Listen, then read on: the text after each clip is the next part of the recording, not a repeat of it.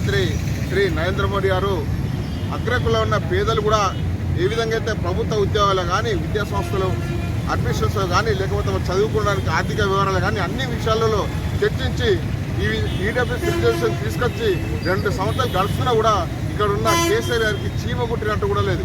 కనీసము ఆయన కూడా ఒక అగ్రకులా ఉన్నాడు, కానీ ఆయన మాత్రము ఆయన కుటుంబ సభ్యులకు అందరికీ కూడా ఉద్యోగాలు ఇస్తున్నాడు. ఒక్కొక్క ఉద్యోగానికి 2 లక్షలు 3 లక్షలు 5 లక్షల రూపాయలు ఉన్నాయి. మరి అగ్రకులో ఉన్న పేదలు మాత్రము ఒక్కొక్కరికి గుంట జాగా లేకుండా కనీసం తినడానికి తిండి లేకుండా కనీసం చదివించడానికి పిల్లలకు ఏ ఆర్థిక వనరులు లేకుండా బాధపడుతూ ఉంటే కేసీఆర్ మాత్రము ఫామ్ హౌస్లో మరి యొక్క ప్రగతి భవన్లో మాత్రమే ఉండి విస్మరిస్తున్నాడు.